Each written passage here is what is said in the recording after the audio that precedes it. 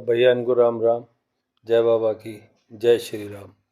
तो रावण अपनी सभा में चला गया और उसकी सभा में सभी व्यक्ति चाटुकार थे जो केवल रावण की सी बात कहते थे, क्योंकि रावण जो सुनना चाहता था अगर उसके विपरीत अगर कोई जाता तो रावण के भय के कारण नहीं जाता था। और ये स्थिति बड़ी खराब होती है, क्योंकि तुलसीदास जी ने यह बात बिल्कुल साफ कही कि सचिव वैद गुरु तीन जो प्रिय बोले भयास। अगर ये तीन भय के कारण या लोलुपता के कारण अगर प्रिय बोलते हैं विपत्ति के समय में भी, तो उसका कभी भला नहीं हो सकता। अब रावण सभा में बैठा है, सोई रावण कहू बनी सहाई, स्तुति करें सुनाए सुनाई। सभा में जो लोग बैठे हुए थे वो तो रावण की स्तुति करने में लगे हुए थे।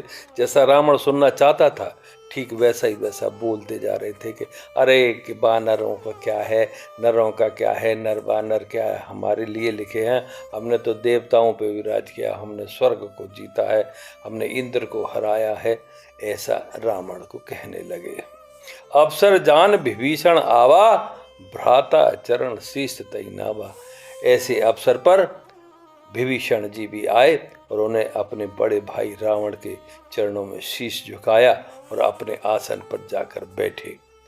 भ्राता चरण शीश तैनावा, चरण में शीश झुकाकर पुन सिर नाय बैठे निज आसन। और अपने जब आसन पर बैठे, जब उनका स्थान था विभीषण जी का, वहां जाकर वो बैठ गए।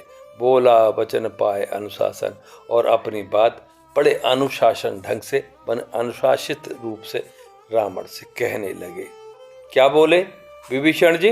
जो कृपाल पूछूं मोहि बाता, हे कृपालु, हे दयालु, हे रावण, हे भ्राता, अगर आप मेरे मन की बात जानना चाहते हैं, अगर मुझसे पूछना चाहते हैं, जो कृपाल पूछे मोहि बाता, मत अनुरूप कहूं हित ताता। तो मैं मत अनुरूप कहूं हित ताता, जो आपके हित में है, जो आपके लिए हितकर होगा, ऐसी बात आपको बताता हूं अपनी बुद्धि से। जो आपन चाहे कल्याणा, सुजस सुमत शुभ गत सुख नाना। जो अगर आप अपना कल्याण चाहते हैं, और कैसा कल्याण के सुबुद्धि और राज्य और शुभ गति और अपना यश अगर आप लगातार फैलाए रखना चाहते हैं, सुजस सुमति शुभ गति सुख नाना, और नाना प्रकार के सुखों को भोगना चाहते हैं और अपना कल्याण चाहते हैं, जो आपन चाहे कल्याणा, सुजस सुमति शुभ गति सुख नाना, और नाना प्रकार के सुखों को चाहते हैं, तो सो परिनार लीलार गुसाई, तजऊ चौथ के चंद की नाई। तो पराई स्त्री को हे भ्राता ऐसे त्याग देना चाहिए जैसे चौथ के चंद्रमा को नहीं देखते हैं, चौथ के चंद्रमा को त्याग देते हैं, चौथ के चंद्रमा की तरफ मुख नहीं करते हैं, उनका दर्शन नहीं करते हैं, ऐसे ही पराई स्त्री का भी मुख नहीं देखना चाहिए। 14 भवन एक पति होई, और भूत द्रोह तृष्ट ही नहीं सोई। 14 भवनों का कोई स्वामी क्यों ना हो, और भूत द्रोह तृष्ट ही नहीं सोई, और सभी जीवों से वो अगर बैर कर ले, 14 भवन का स्वामी अगर सभी जीवों से बैर कर ले, तो उसका भी रहना कठिन हो जाता है, उसका ठहरना कठिन हो जाता है। तो गुण सागर नागर नर जो, अलप लोभ भल कहे न को।